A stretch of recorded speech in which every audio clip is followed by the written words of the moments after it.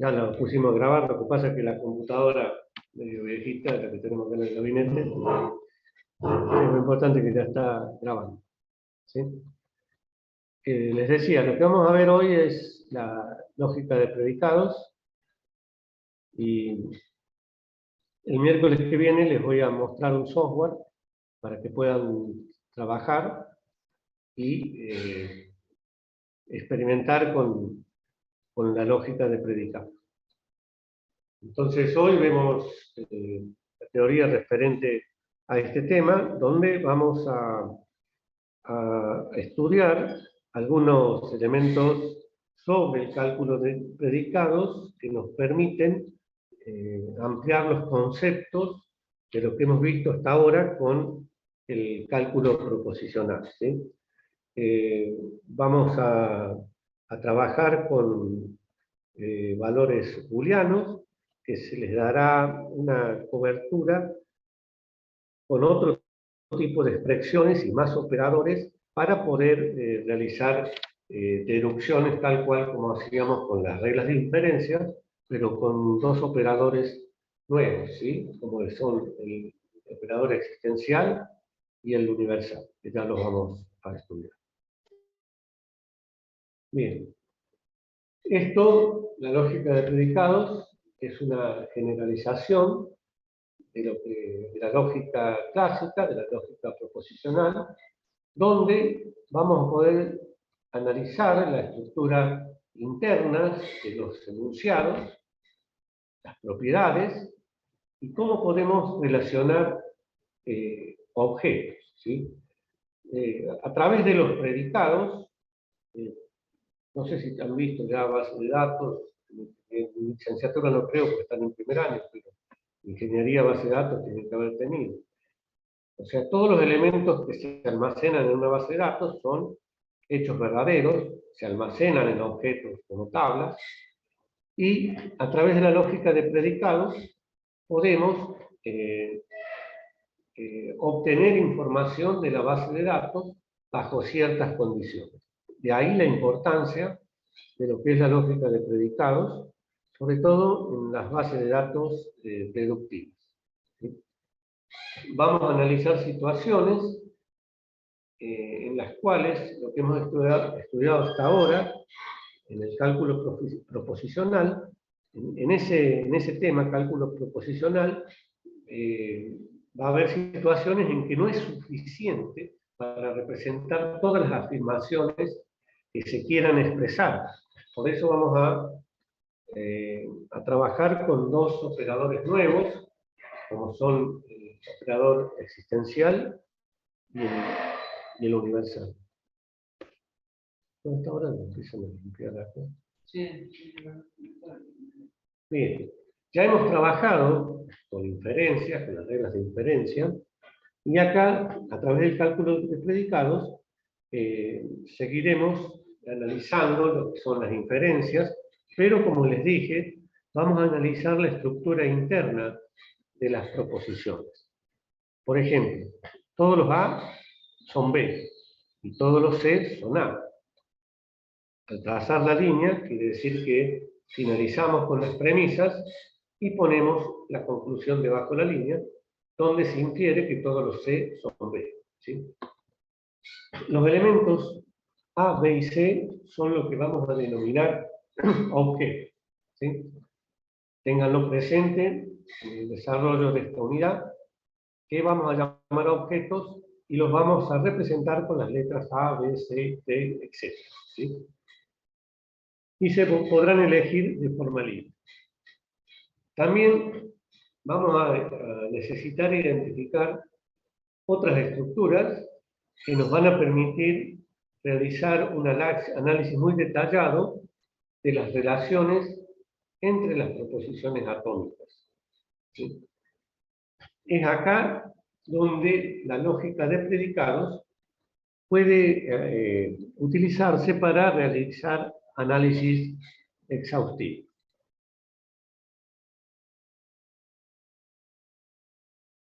Bien, hay conceptos nuevos, como por ejemplo lo que es un término.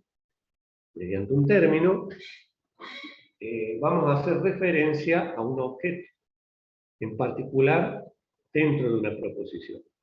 El objeto, la definición que tiene es tal cual como la han estudiado en la metodología orientada a objetos o en la programación orientada a objetos, ¿sí? Entonces los objetos podrán representar personas, cosas físicas o conceptos, o conceptos abstractos también, ¿sí? Este término no siempre debe hacer referencia a un nombre en particular, porque también puede ser una frase de la que se puede identificar un objeto en particular. A través, o sea que un objeto puede estar definido dentro de una oración, lo que ayuda a identificarlo en un contexto.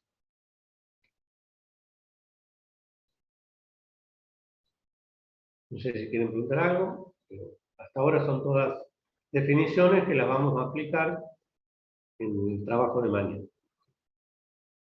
Otras definiciones de este concepto término, vamos a trabajar con términos constantes, donde el objeto referenciado es alguien constante. Por ejemplo, si es un nombre, podría ser Pedro o María, donde no van a variar durante la ejecución de un programa, por ejemplo. También vamos a tener términos variables, donde el objeto referenciado es alguien o algo genérico. Por ejemplo, el atributo en una tabla, por ejemplo, apellido, es una variable. ¿Por qué?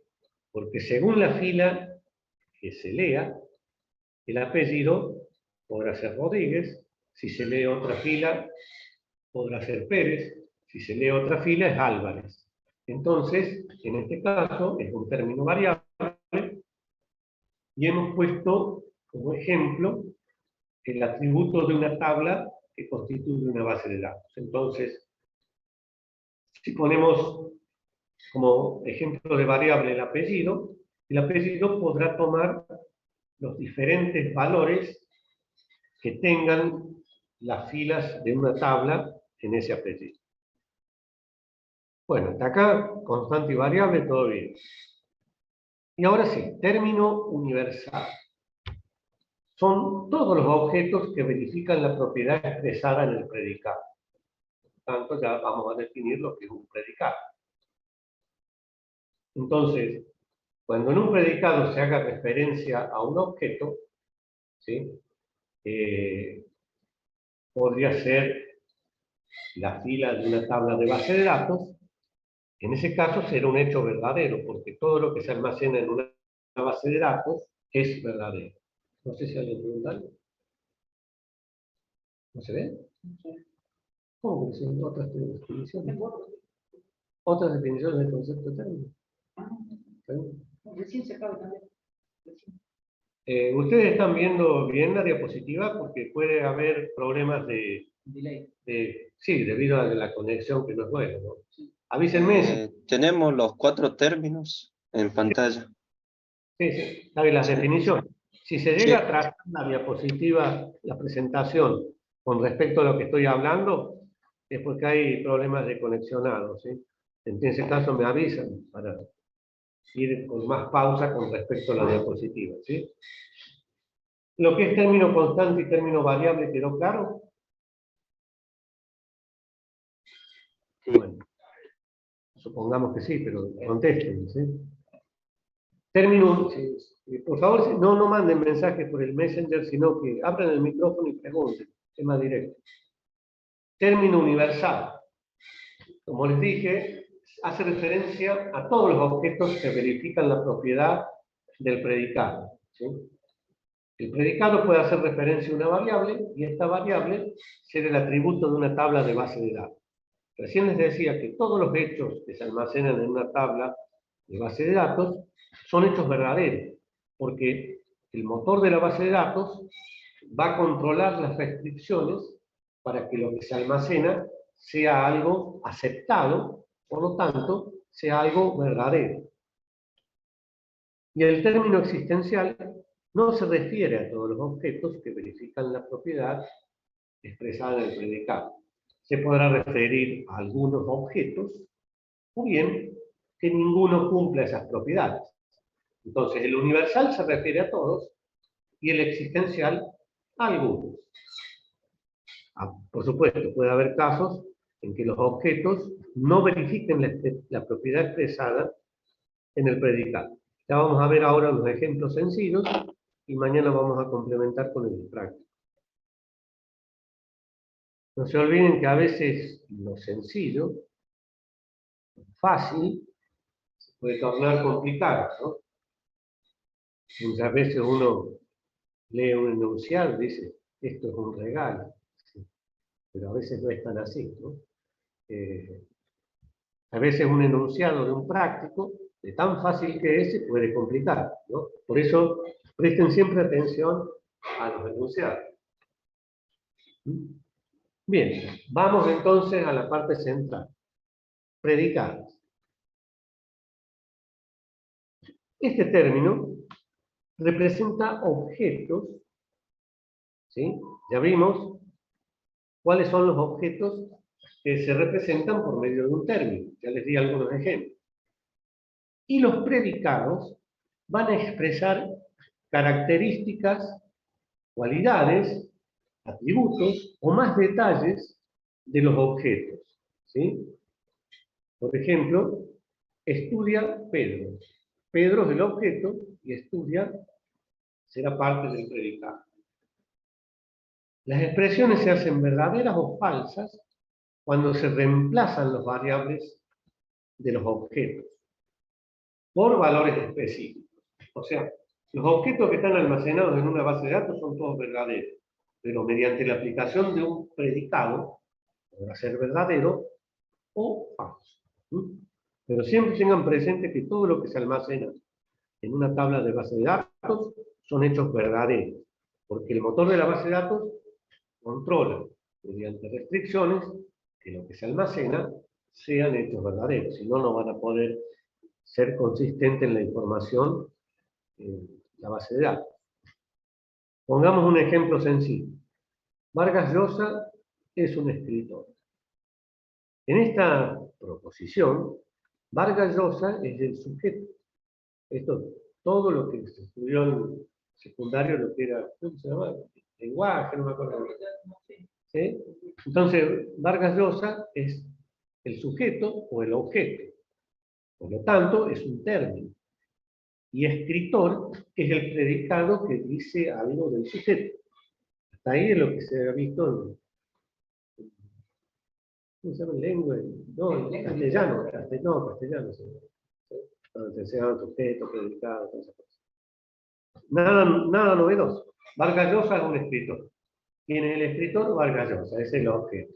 Y el predicado dice algo del objeto, en este caso es un escritor. ¿Se entiende? Sí, profe. Sí, profe. Bien.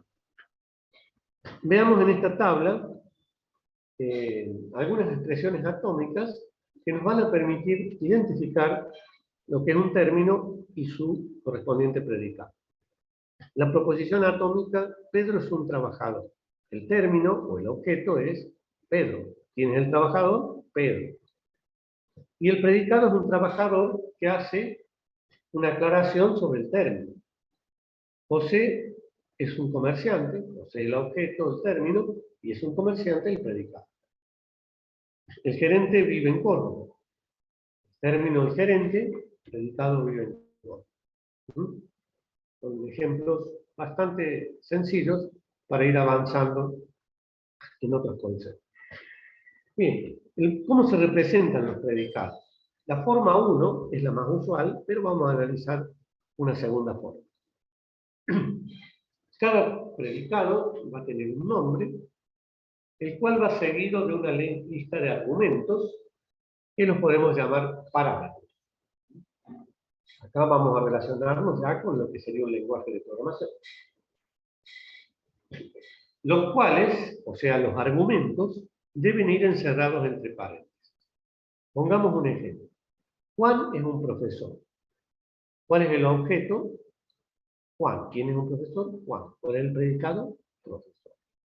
¿Cómo se representa esta frase para identificar el objeto y el predicado? Dijimos que el objeto va entre paréntesis. Entonces, la representación sería profesor Juan, ¿sí? El predicado va por afuera y entre paréntesis va el objeto. Esta es una forma, la más usual, de expresar un predicado, ¿sí? Inclusive en el lenguaje Prolog, respetando la sintaxis del Prolog, deberá ser introducido de esta manera. En un predicado, los valores de verdad, ¿sí?, dependen de los argumentos. Fíjense, acá estamos expresando como predicado las capitales de las provincias. Entonces tenemos dos objetos, Jujuy y San Salvador. El predicado se lee de la siguiente forma. La capital de Jujuy es San Salvador, ¿sí? Entonces este predicado, si analizamos la realidad, es verdadero. Ahora, si está mal almacenado en la base de datos, por ejemplo, digamos capital Jujuy, Libertador.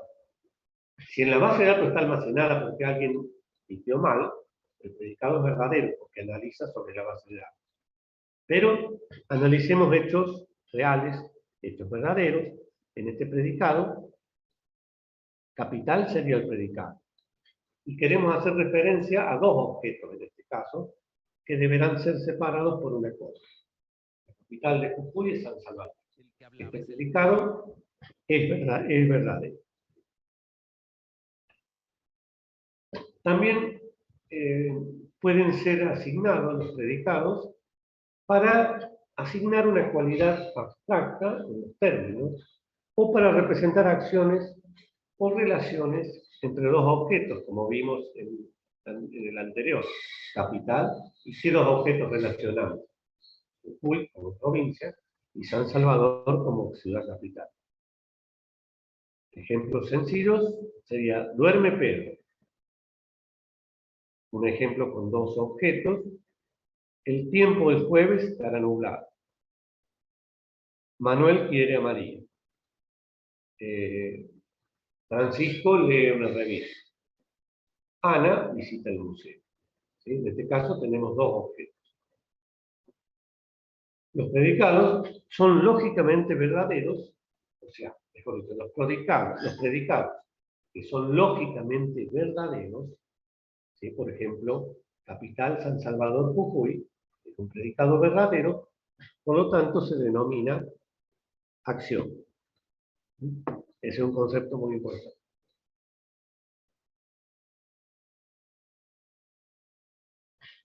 La otra forma de representar los predicados, ¿sí?, sería, por ejemplo, a través de dos letras, en este ejemplo. Uruguay es el campeón del mundo, donde la letra C representaría el predicado, que tiene el valor es el campeón del mundo. Y representa el objeto, que en este ejemplo es Uruguay. Por lo tanto, CI es la representación del predicado. Para trabajar con lenguajes lógicos, se usan estos ejemplos que hemos puesto acá en la diapositiva 9. Simplemente, a los fines de que si consultan otros libros, sepan que hay otra segunda forma. Hay más, pero la principalísima es la que va encerrado el objeto entre paréntesis, y esta forma, si bien no es tan usada como la primera, la ponemos a los fines que la encuentren en alguna literatura. Bien, ahora veamos qué son los argumentos y variables dentro de los predicados. El concepto de argumento desde el punto de vista de programación está claro, ¿no? Por ejemplo, cuando ustedes llaman a un procedimiento, pueden transferir argumentos que realizan cálculos y devolverán un resultado. Entonces, cuando los argumentos de los predicados hacen referencia a un objeto específico, se denominan constantes. Por ejemplo, 7 es un número primo. O sea, estamos identificando plenamente un objeto numérico que en este caso tiene el valor 7. Por lo tanto, es una constante. Se pueden tener argumentos no identificables a los cuales se les identifica como argumentos variables. Por ejemplo, x es un número perfecto. Esa x irá tomando valores de una tabla de base de datos, y como puede tomar distintos valores de acuerdo a la fila que se lea en una tabla, se lo denomina variable. Otro caso que se puede representar sería: moneda sería un predicado, y los objetos son España. Y esta x, que es una variable, irá tomando los valores de los diferentes tipos de moneda, ¿sí? X es una variable que puede tomar valores, en este caso, de los diferentes tipos de moneda. Entonces, el predicado será verdadero cuando la moneda de España sea la peseta, o sea que X toma el valor de peseta, ¿sí? Donde X puede tomar un valor verdadero o falso. Si X toma el valor peseta, será verdadero el predicado, y si toma el valor dólar, será un predicado falso.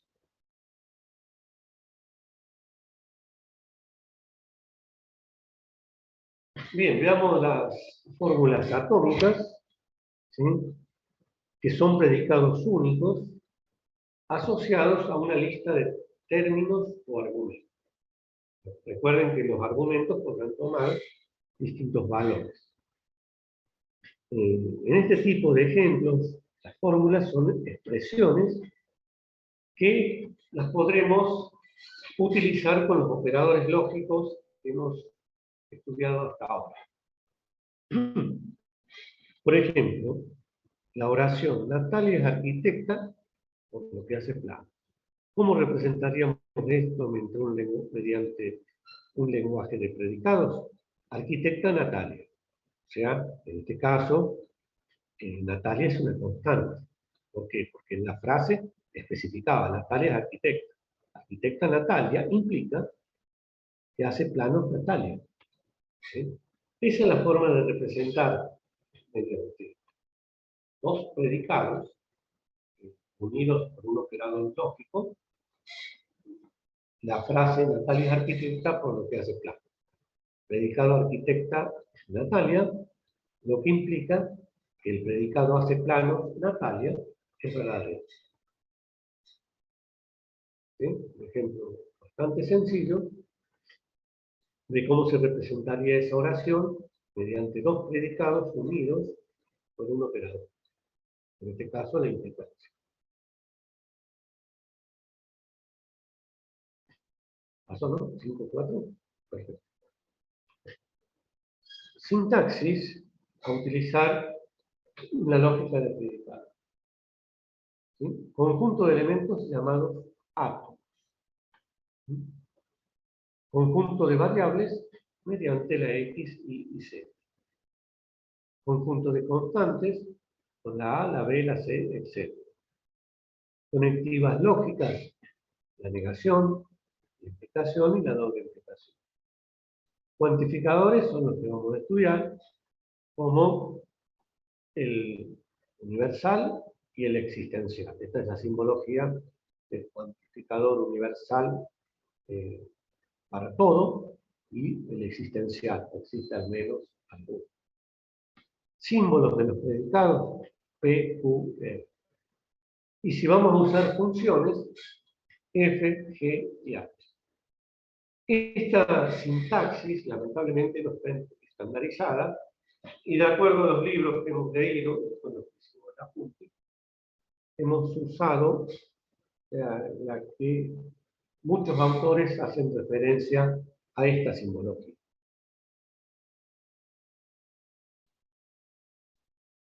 Bien, el alcance de los cuantificadores, o sea, a qué variables afecta uno de los dos cuantificadores. Veamos algo general. Si alguno de los cuantificadores no va seguido de paréntesis, entonces el alcance o afecta hasta la primera letra del predicado.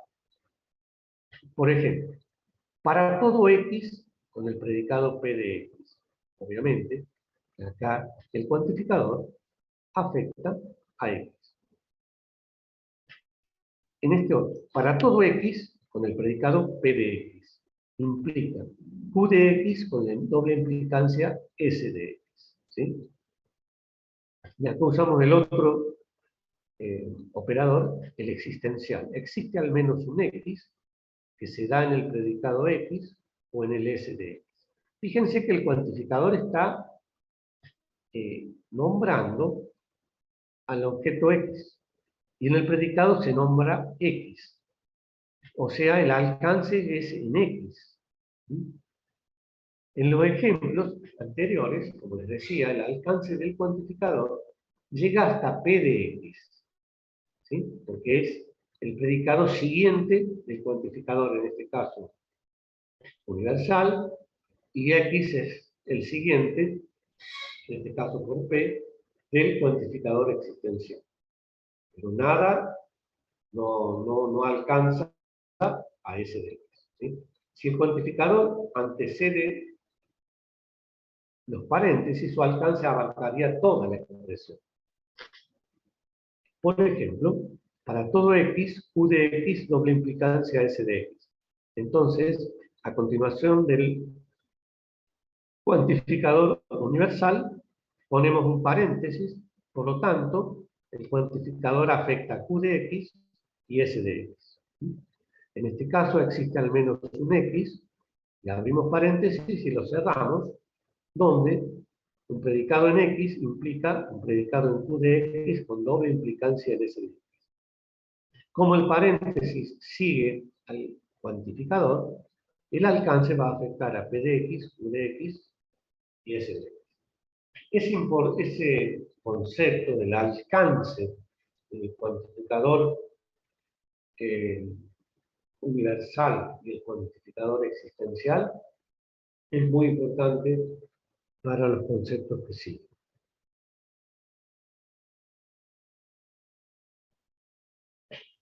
De acuerdo a cómo afecta el alcance en los predicados, ¿sí? Si no hay paréntesis, afecta al siguiente del cuantificador, y si hay paréntesis que encierra a todos los predicados, el alcance se refiere a todos los predicados. De acuerdo a ese concepto, podemos tener variables libres y ligadas. ¿Ligadas a quién? Al cuantificador. Si está dentro de su alcance, se llamará ligadas. Y si no están dentro de su alcance, se denominarán libres.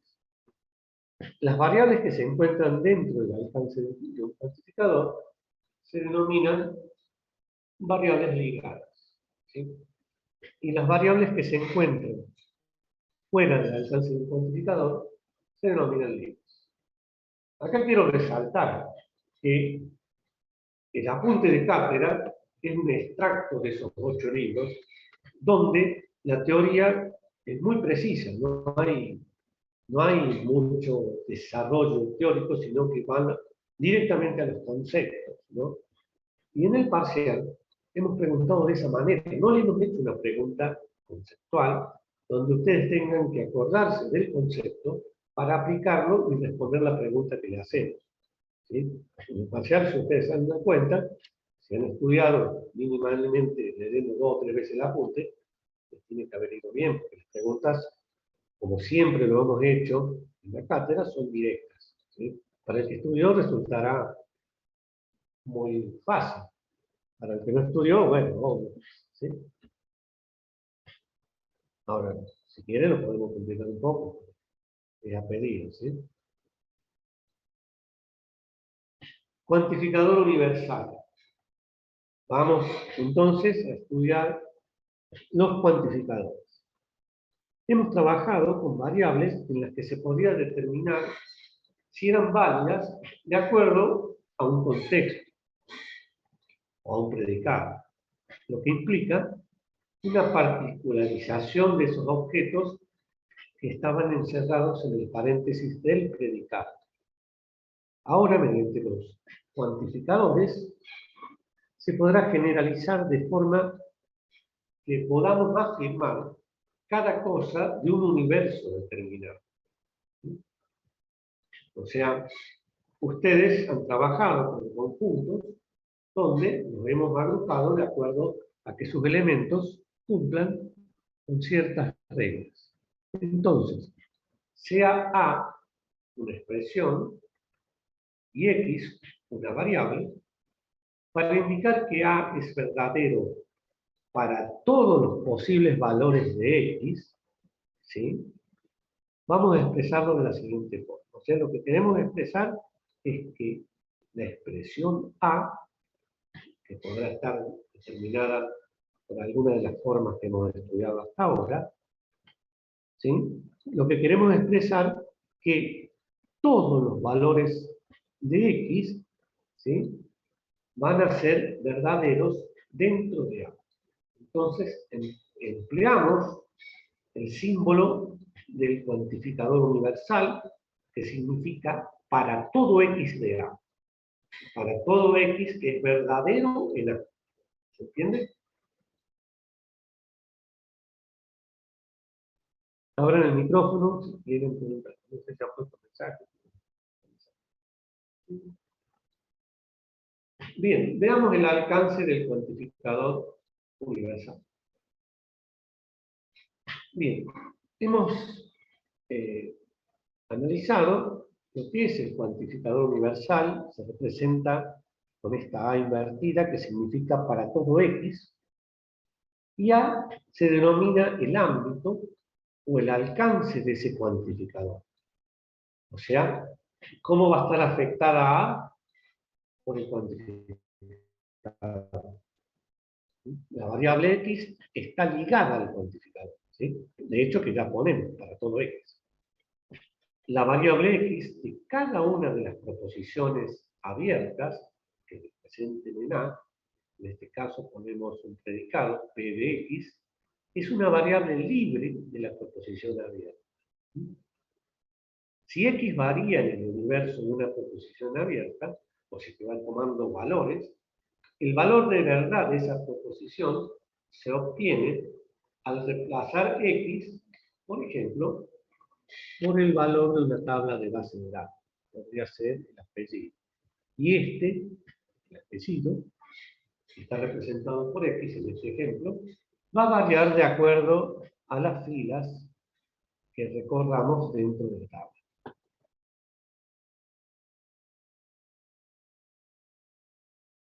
Bien, dentro del cuantificador universal podrá ser afirmativo o negativo. Las frases más comunes para expresar este cuantificador universal afirmativo son las siguientes. Todo X para cada X, cada uno de los X, siempre que X, cualquiera de X, y para todo X. Ese es el más usado, para todo X. ¿Sí?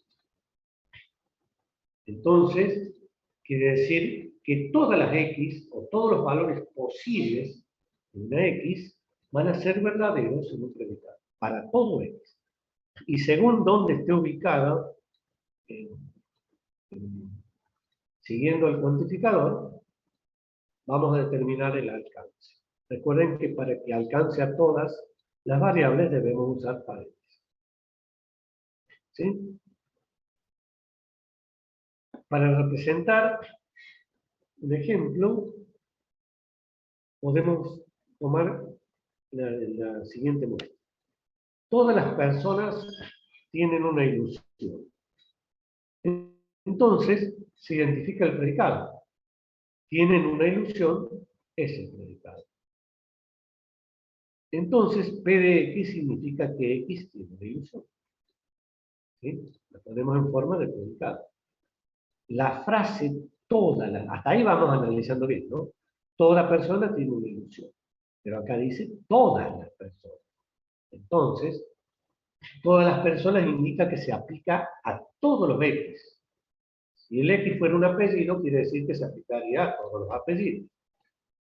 Formalizando, todas las personas tienen una ilusión, quedaría para todo X, P de X.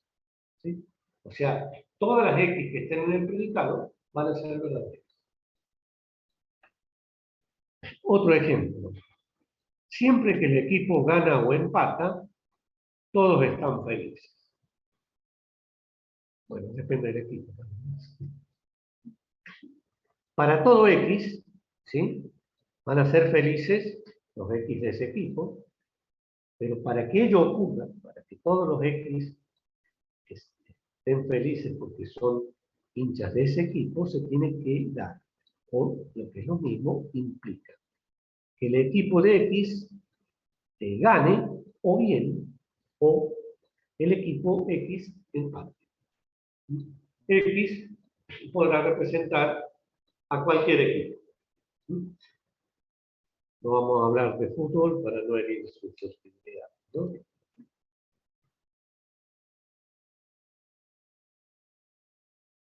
Desde ya aclaro que no soy hincha de ningún equipo de Buenos Aires, ¿sí?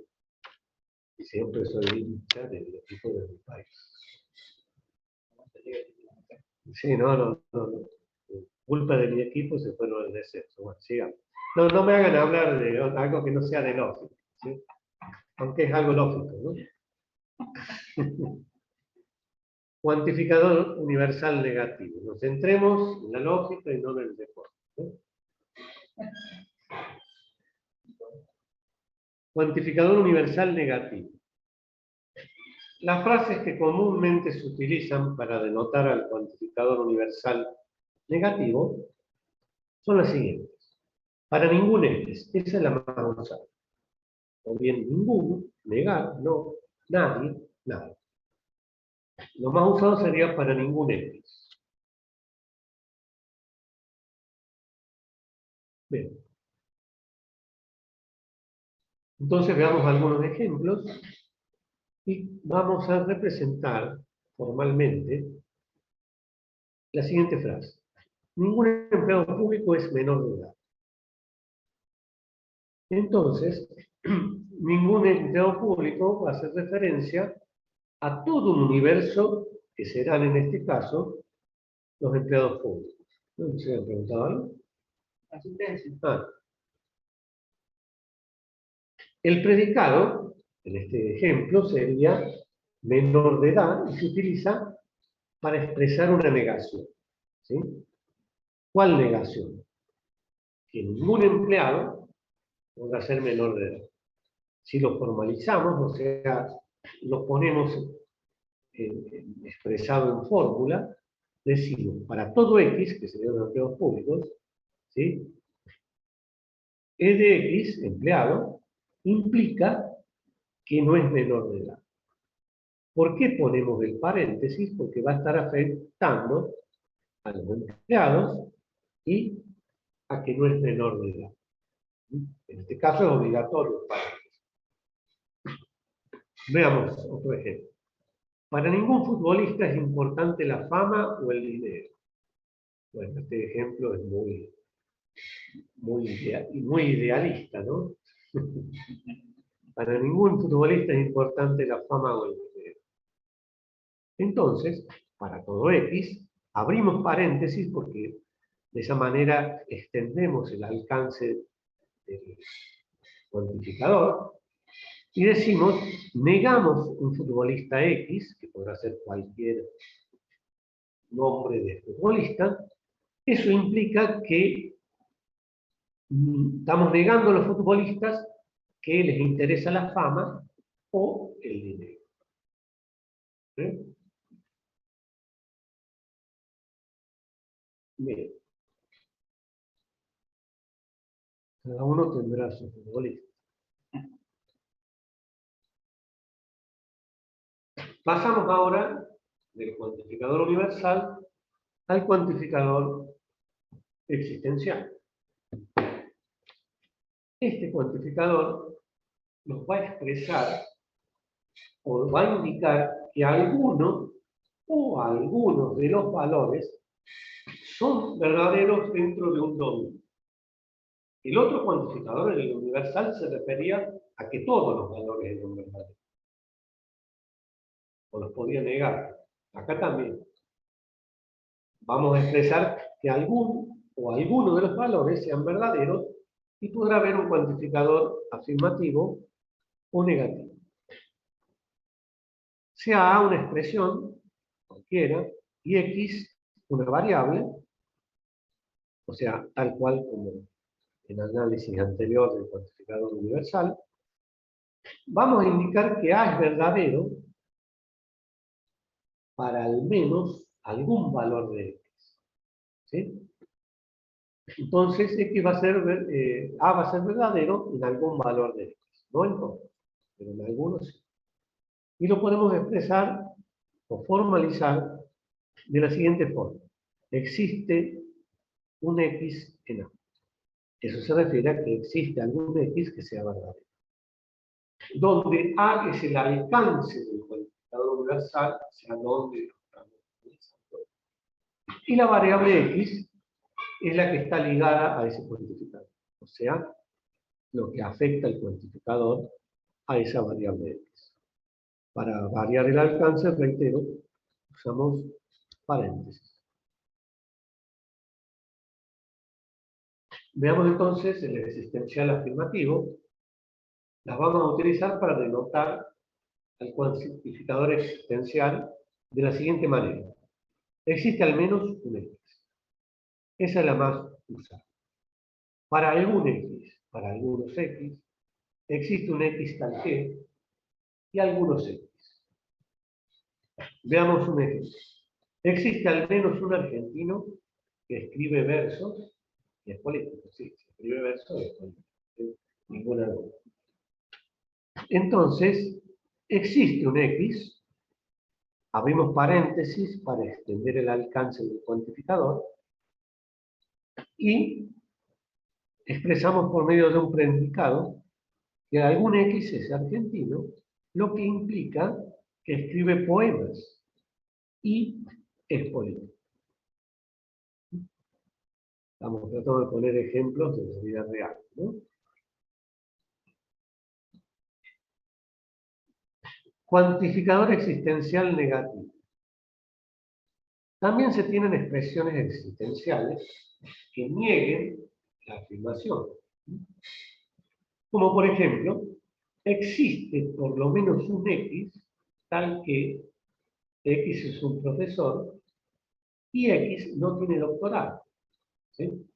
O sea, que habrá algún profesor que no tenga el doctorado. El conjunto son los profesores. Algunos tienen doctorado y otros no. Entonces, podemos decir que existe por lo menos algún profesor que no tiene doctorado.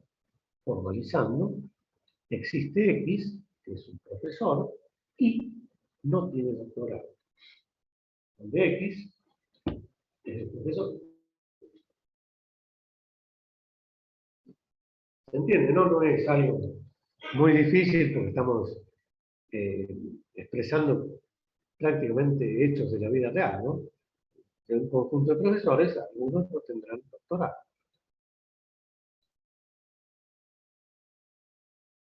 Bien, estas equivalencias les pueden servir para resolver ejercicios. ¿Sí?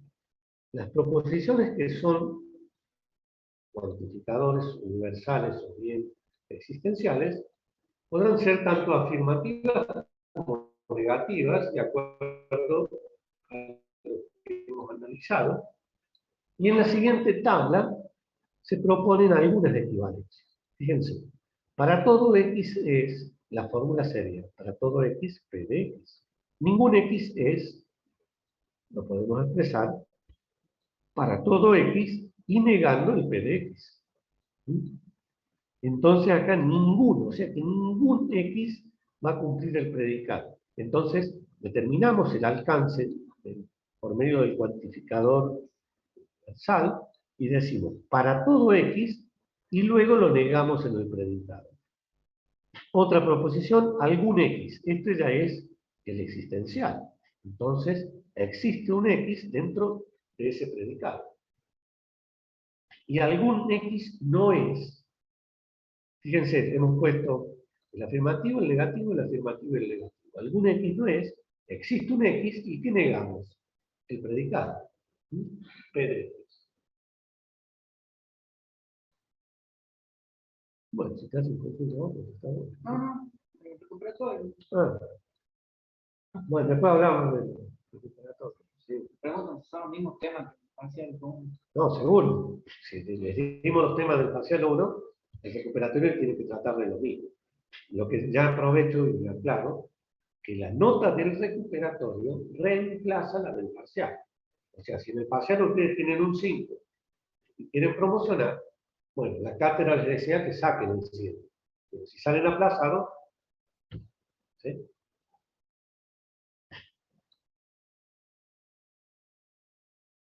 Bueno, ¿se entendió esta equivalencia?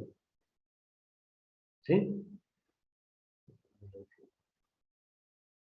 Sí, ¿Cómo profe. dijo, profe? Disculpe, no logré escuchar lo que dijo recién sobre No, lo que les dije es que Barsos.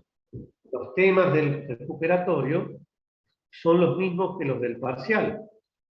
¿Sí? Y lo que les aclaré además es que la nota del recuperatorio reemplaza la del parcial. ¿Sí? O sea, si alguien se sacó un 5 y hace el recuperatorio para promocionar, la cátedra desea que promocione, pero ponen en riesgo el 5. ¿Por qué? Porque si salen aplazados, la nota es un aplazo, el reemplazo, ¿no?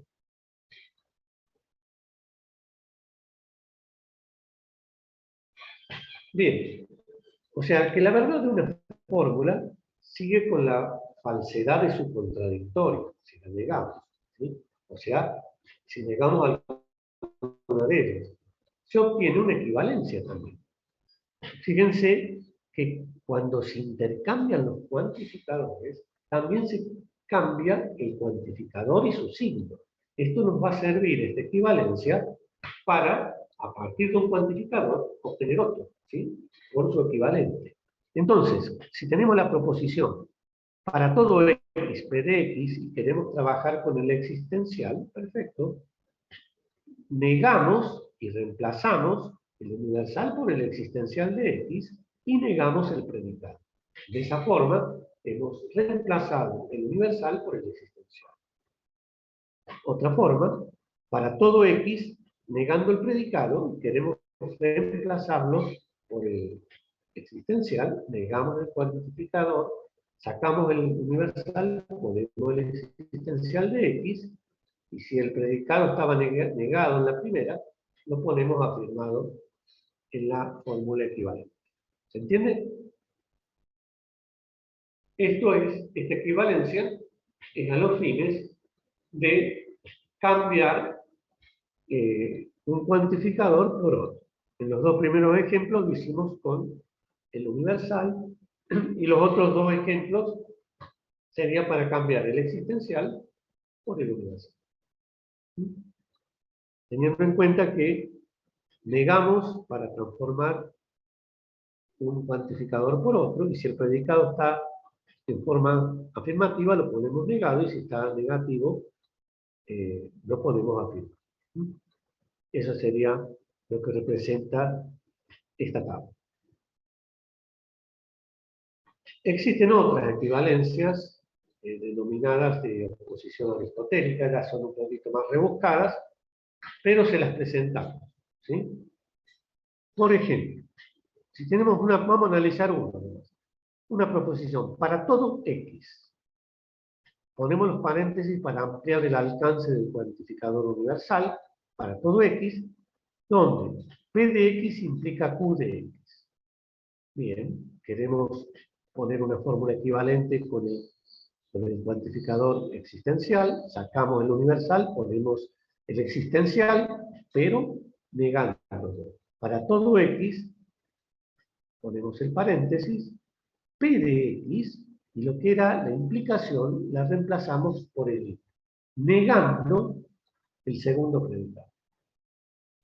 ¿Sí? Yo reitero esto.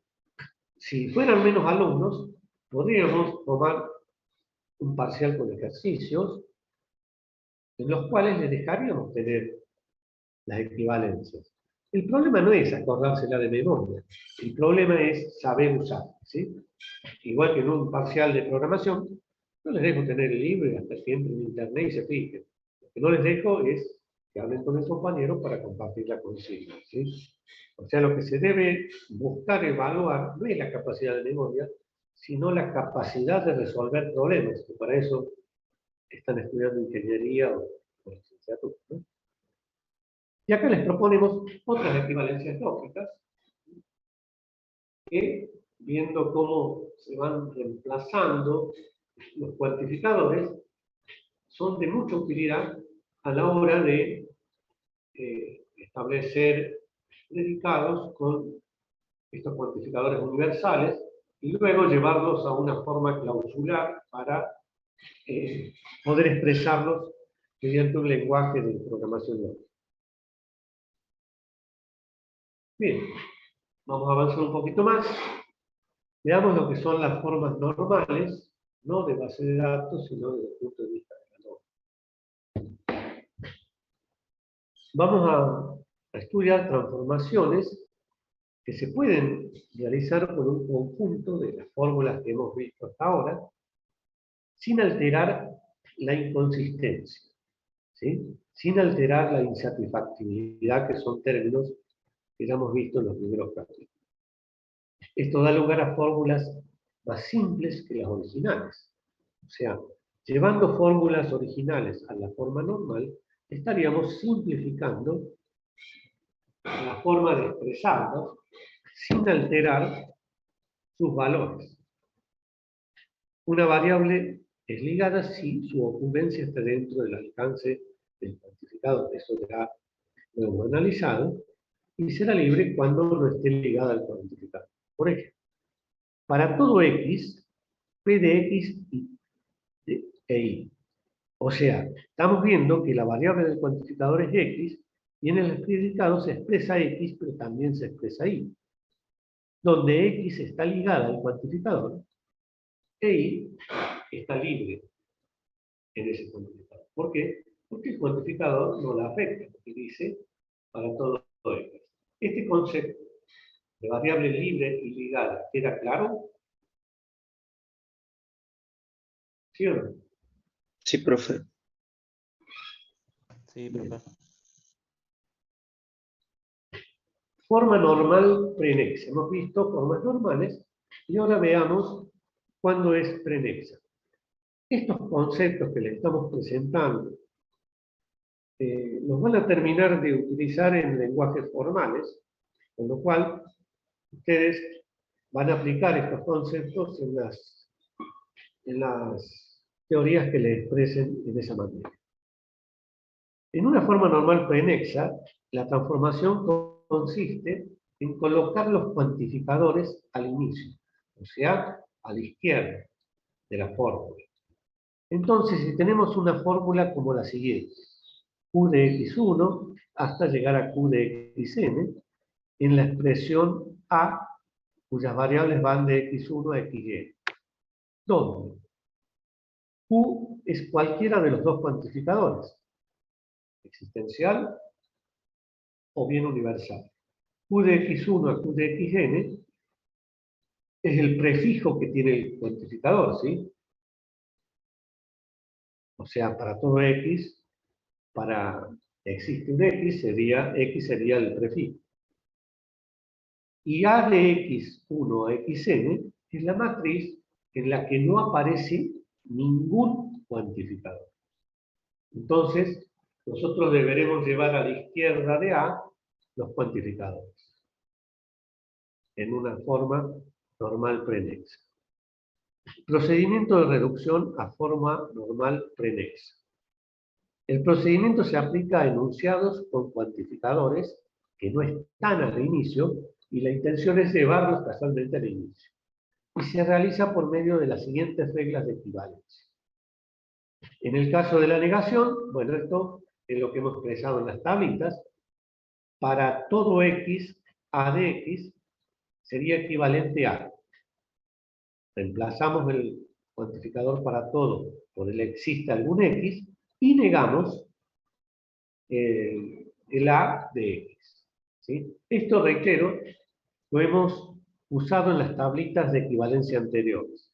En el caso de la conjunción, si tenemos para todo x, donde extendemos el alcance del cuantificador por medio de los paréntesis, A y B de X.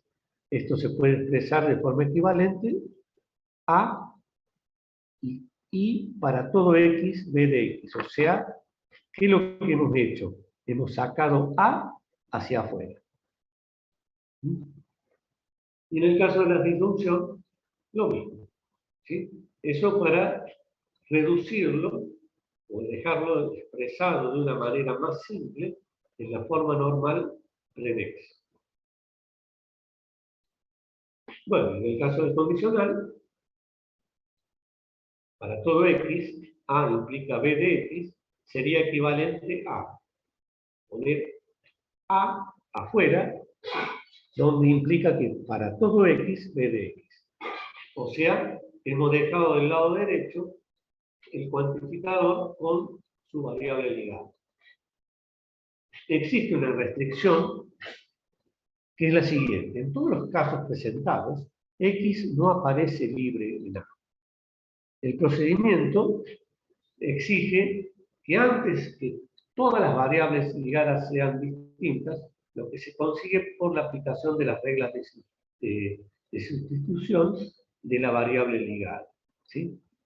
Fíjense que acá la variable ya no va a quedar ligada, sino que queda ligada en el lado derecho.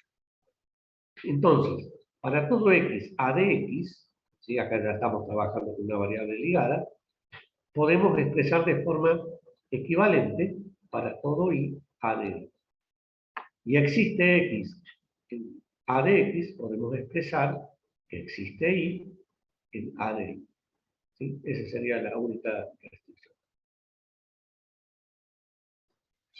Para formalizarlo mediante un algoritmo, para transformar una fórmula de cálculo de predicados a su forma prenexa, o sea, para simplificarlo, el algoritmo de lo que hemos expresado con anterioridad es lo siguiente.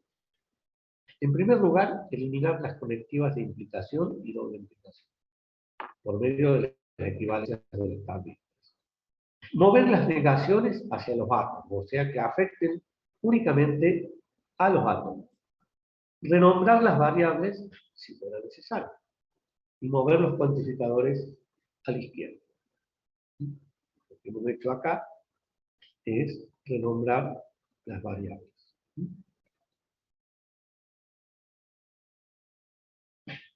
La última forma normal que vamos a analizar es la de Skoll, forma normal de Skoll.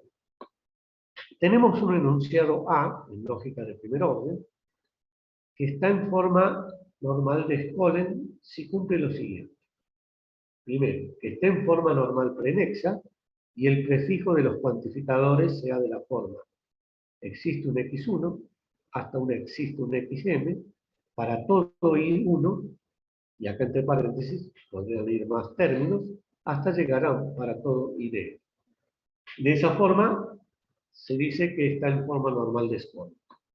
Es decir, que los cuantificadores existenciales deben estar a la izquierda de los cuantificadores universales. Por ejemplo, dado el enunciado, para todo x p de x implica para todo y u de y.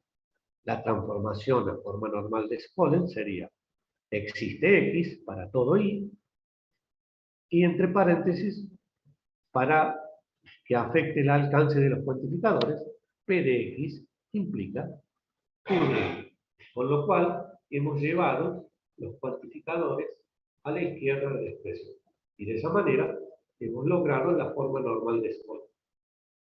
Todas estas fórmulas normales van a apuntar a una forma clausular, que sería el paso anterior a llevarlo a un lenguaje lógico. ¿Sí? Por ejemplo, pronombre. Disculpe, profe, ¿Sí? una consulta. En la forma normal prenexa pedía que se elimine la implicación. Que la saqué, acá en el algoritmo estaba expresado. Sí, y en el Skolem no pide eso. O sea, se lo puede mantener. Para que lo ubique. La transformación a forma normal de Skoll quedaría acá, ¿sí? O sea, lo que te pide Scholen es que lleve los cuantificadores a la izquierda. Sí, ¿Eh? bien. O sea, el término escolenización, una fórmula de la lógica de primer orden, puede ser transformada a una forma normal prenexa y de ahí llevada a una fórmula sin cuantificadores. Esa matriz de esa fórmula prenexa puede ser transformada a una forma normal conjuntiva. Los cuantificadores existenciales pueden ser eliminados utilizando esas funciones de esto. Acá se empieza a poner un poco árido, pero recuerdo que la materia es cuatrimestral y lo que nosotros no queremos es que la materia sea fija, ¿sí? Simplemente que se aprenda y con estos conceptos entre a lenguaje formal. Ya van a ver que el práctico es muy sencillo. Bien, ¿cómo podemos estandarizar las variables? Y vamos a ver el concepto de variable muda, que es aquella variable ligada que se encuentra dentro del alcance del cuantificador. O sea, toda variable que esté ligada al cuantificador está dentro de su alcance, por lo tanto se denomina variable muda. Una variable muda puede ser cambiada por otra, ¿sí? Eso es una regla, sin alterar el valor de verdad de la fórmula. Esto es muy importante. ¿Sí? Toda variable ligada que esté dentro del alcance del cuantificador podrá ser cambiada. Estandarizar variables dentro de una fórmula significa renombrar las variables mudas para asegurar que cada cuantificador tiene su propia variable muda. Por ejemplo, para todo x p de x existe un x u de x. ¿Sí?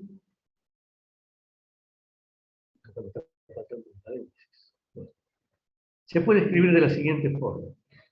Para todo x p de x implica que existe un i u de y. ¿Sí? O sea, toda variable que esté dentro del alcance puede ser renombrada y de esa manera tenemos la misma variable en la expresión.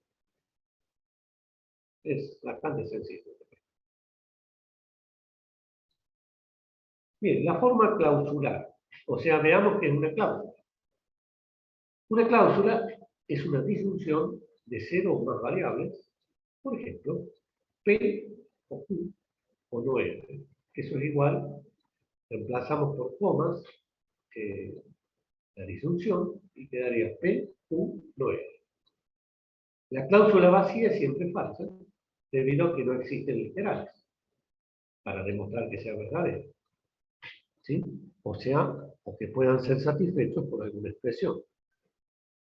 Un conjunto S de cláusulas, un conjunto de cláusulas que cumplan ciertas condiciones, es una conjunción de las cláusulas en S, o sea, esta y esta y esta que cumplan esas condiciones. Por eso la denominamos, la establecemos como conjunción, donde cada variable en ese conjunto S se considera gobernada por un cuantificador universal, o sea, que las haga cumplir en todos sus elementos.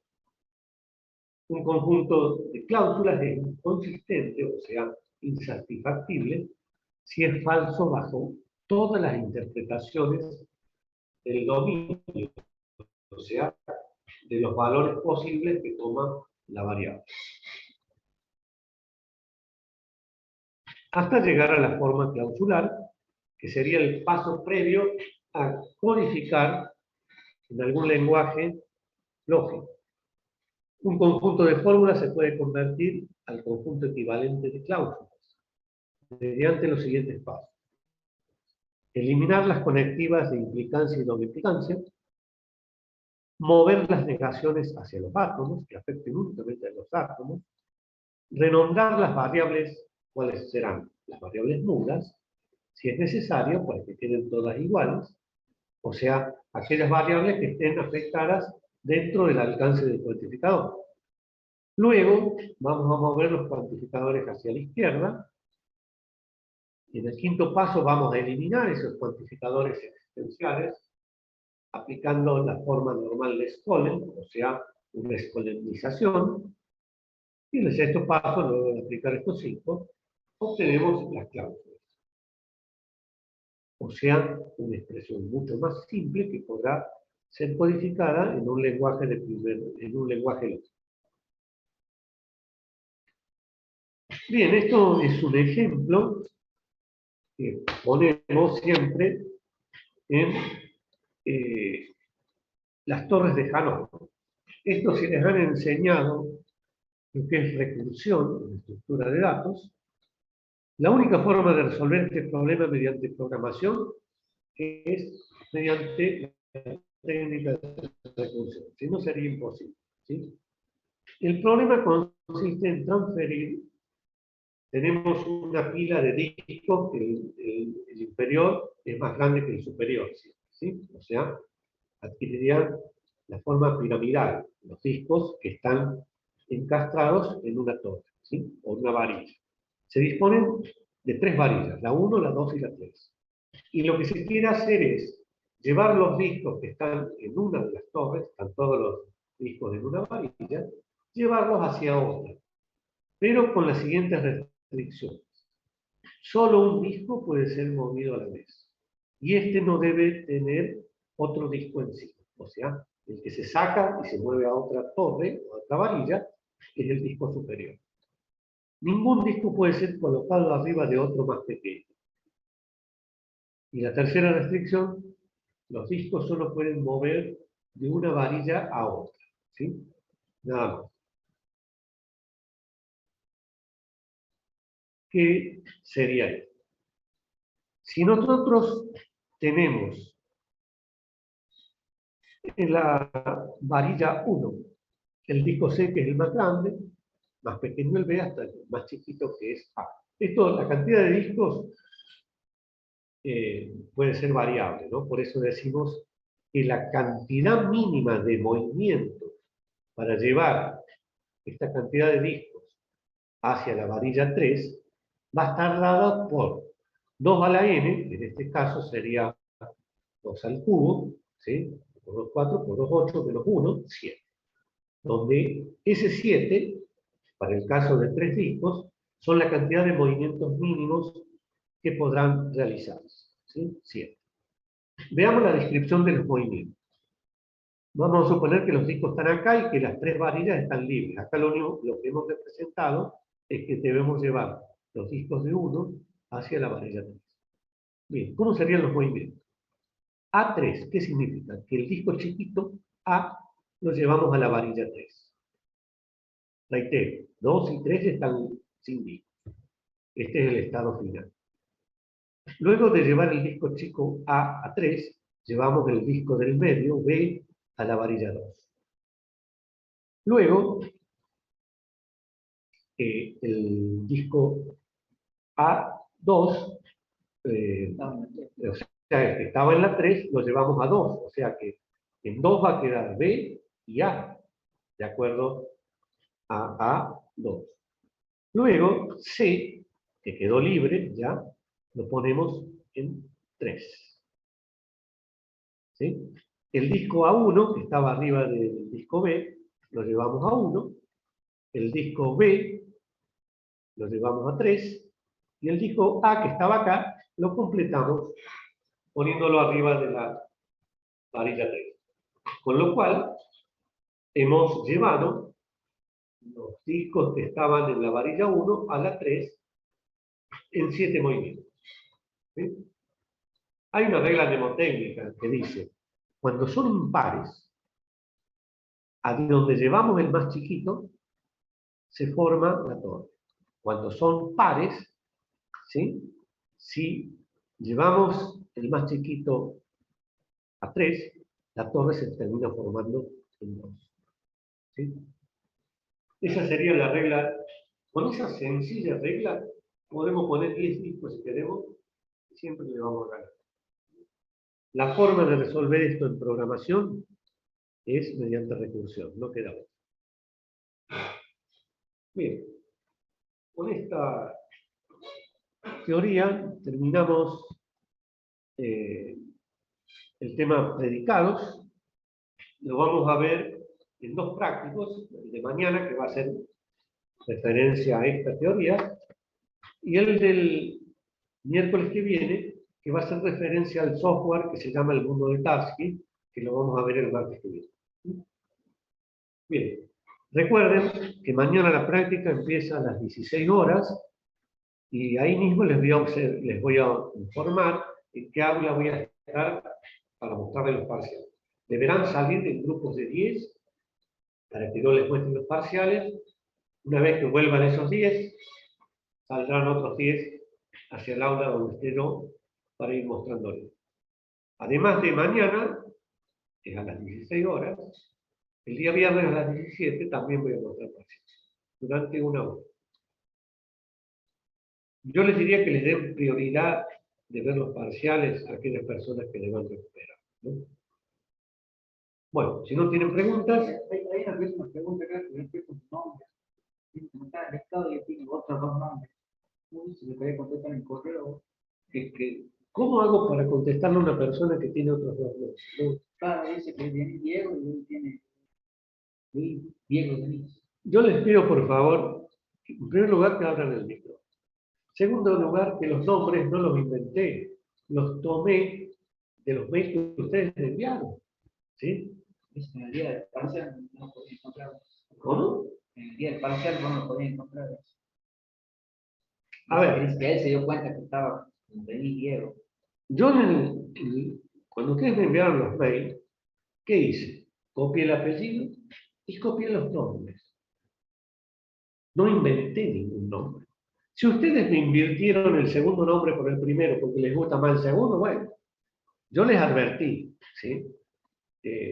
Después cuesta identificar los estudiantes a la hora de pasar la condición final. Si ustedes la quieren complicar, bueno, no.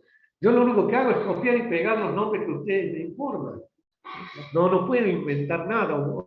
Hay alumnos que me han dicho, ese no es mi mail. Y porque en el subguaraní no lo actualicé. Bueno, ¿y de quién es la culpa entonces? Yo les recomiendo que los listados del SUR todavía no me los han pasado en definitivo, porque hay mucho lío con el plan 9, ¿sí? Porque estamos trabajando con 2 planes de estudio a la vez, hasta tanto se hagan los planes de... Recording stopped. Entonces,